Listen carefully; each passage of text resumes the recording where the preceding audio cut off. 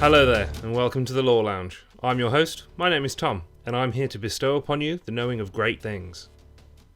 Following the release of the fifth and final instalment of Astartes, a fan-made film with better production values than most of what is being put out by Hollywood, the world has gone a little mad for the world of Warhammer 40,000. Astartes Part 5 has been trending on Reddit, Twitter and YouTube, which has obviously brought in a huge amount of attention from people that are rightfully staggered by the stunning visuals, spectacular sound design, and intrigued by the opaque, mysterious content that is completely left to the imagination. I've been a massive fan of Warhammer 40,000 since I was a teenager. I even worked for the retail arm of Games Workshop when I finished my degree about 1,000 years ago. But I always loved the lore and storytelling far more than the actual tabletop games. I'm also a hideously, horrendously bad painter, entertainingly poor, something that I really would like to remedy at some point in the future. So, while there are a great many channels on this glorious platform that have reviewed, reacted to and discussed Astartes, some in incredible depth, I thought I'd actually take this opportunity to use this masterpiece as a primer to introduce people to the grimdark universe of the 41st millennium. Even though they're technically in the 42nd millennium in the timeline right now, but that's something for another video.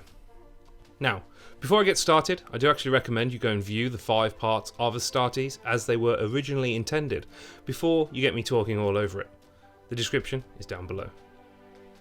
First off, and I really am trying to keep the fluff to a minimum here, the name Astartes or Adeptus Astartes is the official designation for the Space Marines of the Imperium of Man.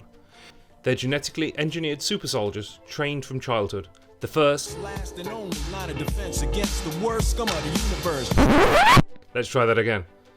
The Adeptus Astartes are genetically engineered super soldiers, trained from childhood to defend the millions of inhabited human worlds across our galaxy against all manner of outside forces that either want to enslave, consume, eradicate, or embrace the human race. They're the best trained and equipped soldiers in the entire Imperium of Man, fanatically loyal and unbreakable. Before I get into the weeds with this, I really cannot overstate that one of the hardest things to get your head around in 40k is the scale of things. Everything in this, from distances to populations to the number of planets and the battles that take place on them, is simply enormous. Everything is huge. Earth, or Holy Terror, is the capital of several million planets within the territory of the Imperium of Man, which spans a vast area. Most of the galaxy, in fact. These millions of worlds are home to literally hundreds of trillions, if not many quadrillions, of humans. These worlds range from paradise worlds reserved for the nobility of the Imperium and growing food, such as Reth, a glorious world where you'll conveniently weigh about 10% less due to lower gravity, enjoy infinite turquoise waters and tons of free space because the whole planet has a population of less than 600 million. That's like less than half of India today. On the other hand, you have worlds like Necromunda, which are entirely devoted to mining and producing munitions for the Imperium.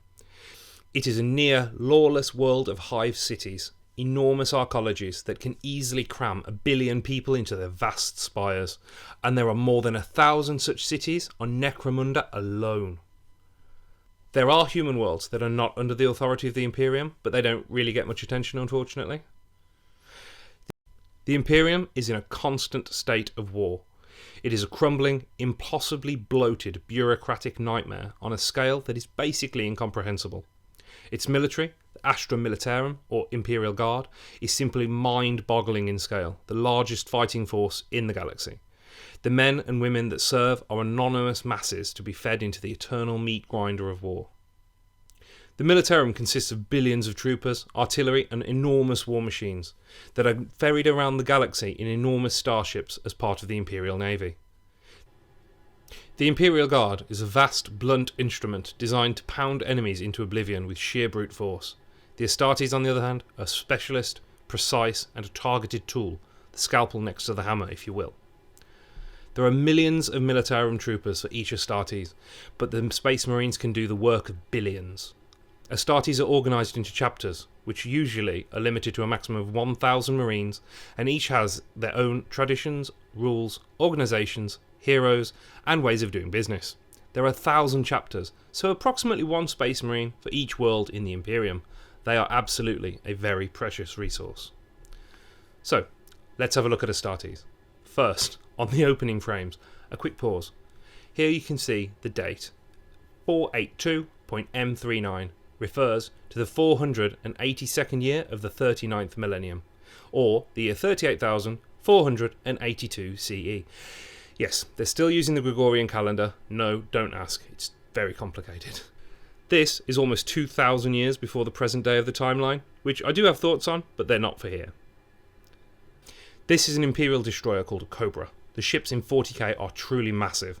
Very quickly, yes, they have artificial gravity. Yes, they have faster than light travel. And no, none of it is even close to being explained. You will get used to this.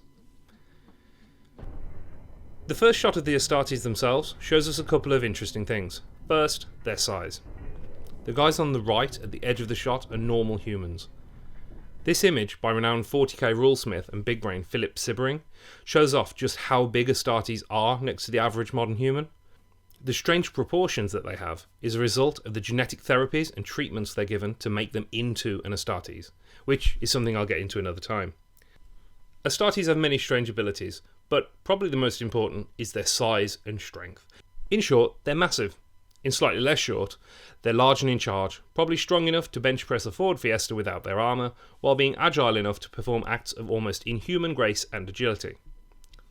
This image isn't strictly canon, but I have heard some people suggest that Astartes might only weigh about 250 pounds, or a little over 113 kilos, which just doesn't make sense. The guys would have to be hollow. So, the average Astartes is around 7.5 feet tall, meaning that there are smaller and larger ones out there. An interesting one to take note of is the chapter master of the Minotaurs, a guy called Asterion Moloch. He's actually said to be a ridiculous 10 feet or 3 meters tall in his armour. So, you stick a Space Marine inside their signature power armour and they are basically walking gymnastic tanks.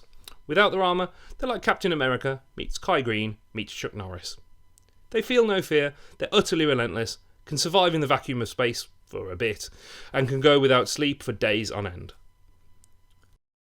The armour they wear is epically strong, depending on who is writing the fiction of course, and turns these demigods into transhuman juggernauts.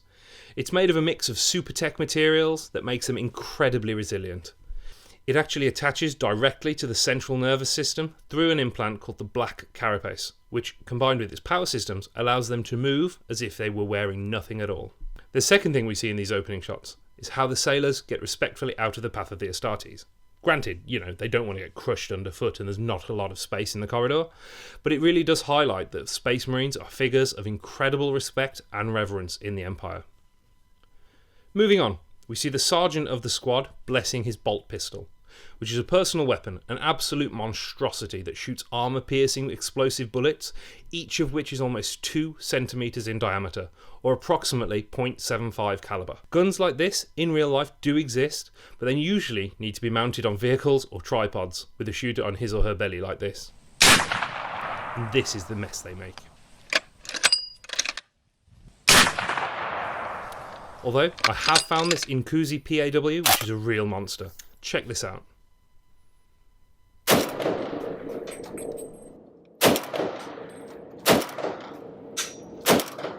So, check this out. This thing wrecks people with recoil, destroys whatever you point it at, and the Astartes use them as pistols. Like a bolt pistol is the smallest, least threatening weapon the Space Marines carry.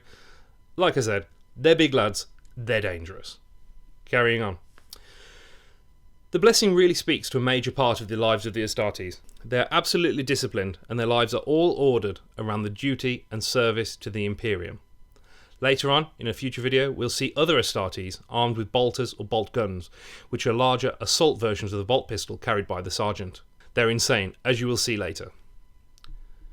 The blessing, and what it implies, is one of the biggest contradictions of the universe of 40k. The Empire of Man was founded on rigidly rational and secular teachings around about 10,000 years ago by a figure known only as the Emperor. Unfortunately, he was a victim of his own success and people started to worship him as a god, which he didn't want. Unfortunately, it's pretty much all gone wrong since then. That's all for another day though. Several days maybe really. It's a really long story. So, we have a Marine blessing the machine spirit of his weapon, because you need to pray to your gun to make sure it works properly. They then board a Cestus assault ram to get to business. You'll see what that can do in a later episode. We see the 5-man squad as they get ready to go to work, and that's the end of episode 1. Next up, episode 2. Thank you so much for watching this first video. Please like, comment, share, subscribe, all that. This is a brand new channel, and any support you can give would be truly hugely appreciated. You're all truly wonderful. All hail the Omnissiah, and I'll see you all soon. This is Tom from Lore Lounge.